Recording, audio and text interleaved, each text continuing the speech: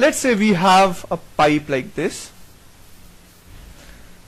At the end of one side we have a spherical bubble maybe, and another side we have another spherical bubble.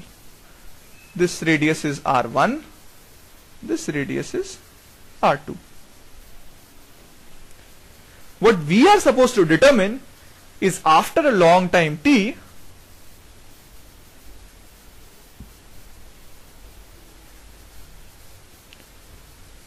what will be the situation?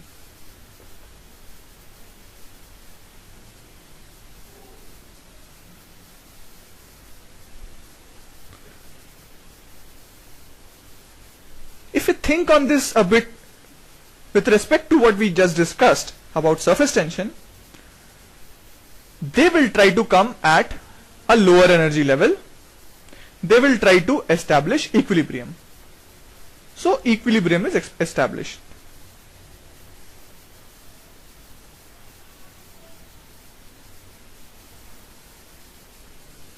This is what we know for sure. If they establish an equilibrium, what is really going to happen is this bubble is going to decrease in size, this bubble is going to increase in size, and they will reach a final radius. So what is happening basically is our initial case, what we discussed some time back, was there are two bubbles, they combine to form another bubble. The newer bubble has a greater volume than the previous two, but a lesser surface area than the previous two. Same thing happens here.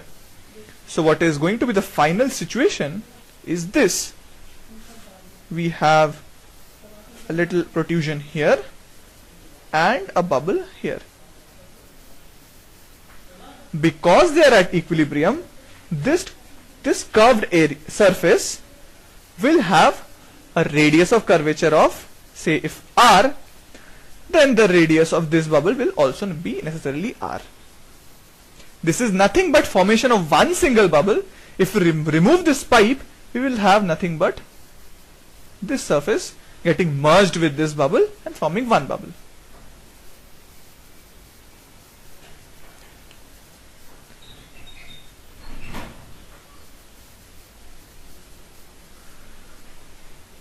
Let us start now with a new subtopic known as contact angle.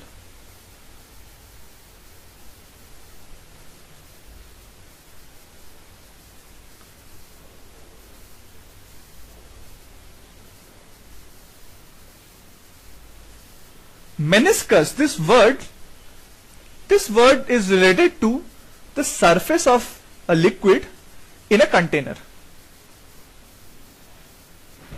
Depending on the surface tension, the shape of meniscus changes. Surface tension basically gives rise to two different kind of forces. One is called the cohesive force.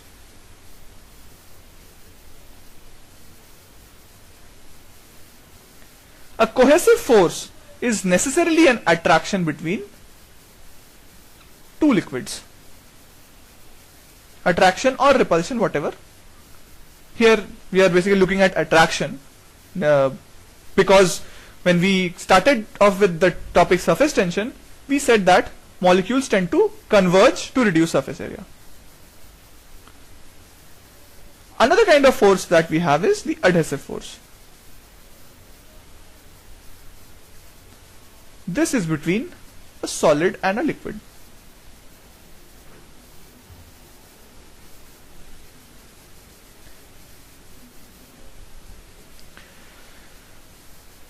When we have a liquid-solid combination,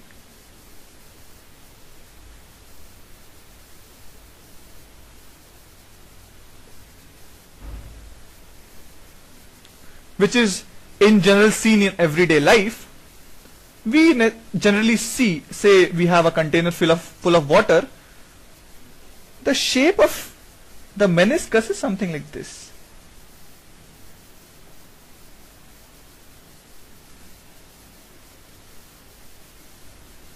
This is known as the shape of meniscus. Let us consider different cases of such shapes.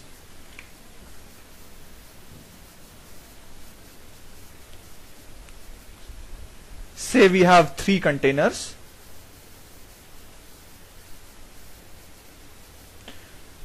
Here the shape of meniscus is something like this.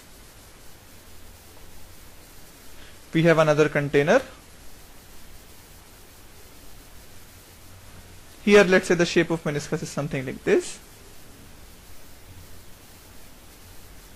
We have another container. Let's say the shape of meniscus is something like this.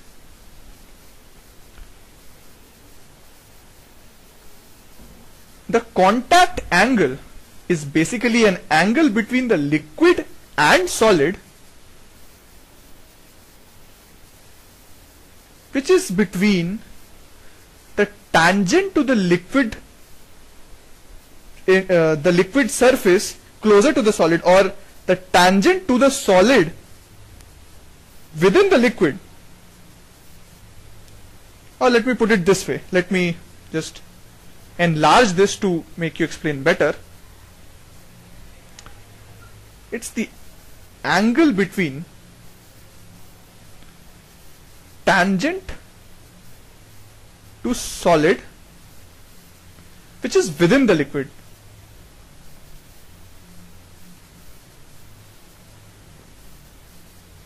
So within the liquid, the solid present is basically this container wall. So tangent along this will be, say, enlarging it here, is this. This is the tangent.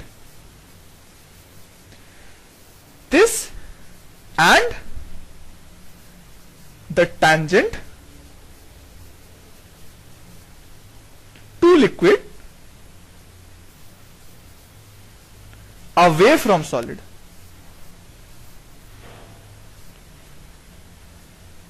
Towards the liquid.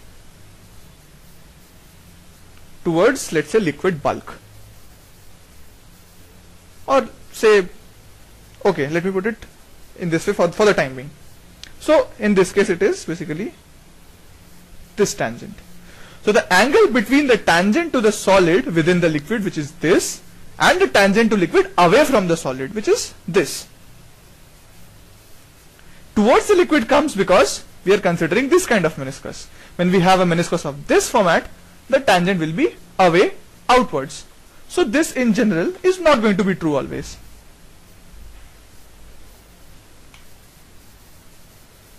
This angle theta is known as the contact angle.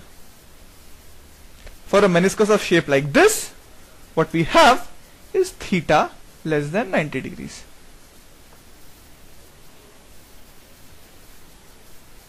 This is going to be theta. For a meniscus of this shape, the tangent away from the solid is this, tangent along the liquid surface, and the tangent to the solid within the liquid is basically along this direction. So this is going to be the contact angle theta. Here theta is greater than 90 degrees.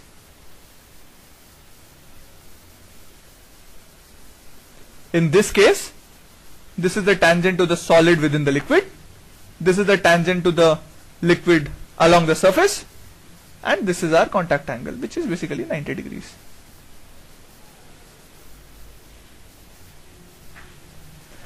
This is called a concave meniscus.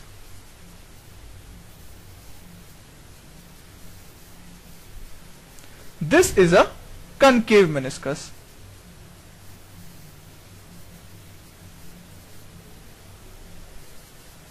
This is a flat meniscus.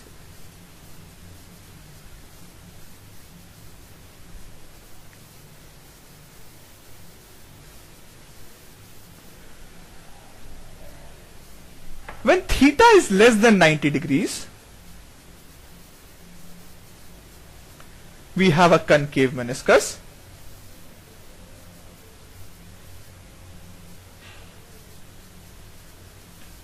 The liquid spreads on the solid.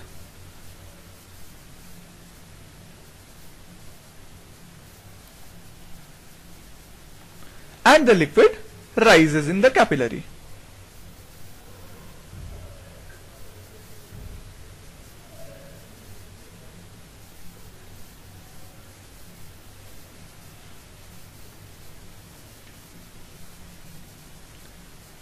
What is a capillary? We will be discussing in a short while. When theta is greater than 90, let me write it somewhere else. When theta is greater than 90, what we have is a convex. Okay, this is going to be convex. Very sorry. We have a convex meniscus.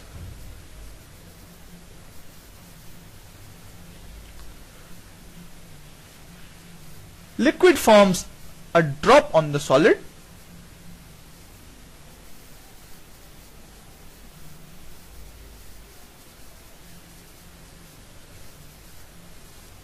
And the liquid falls in the capillary.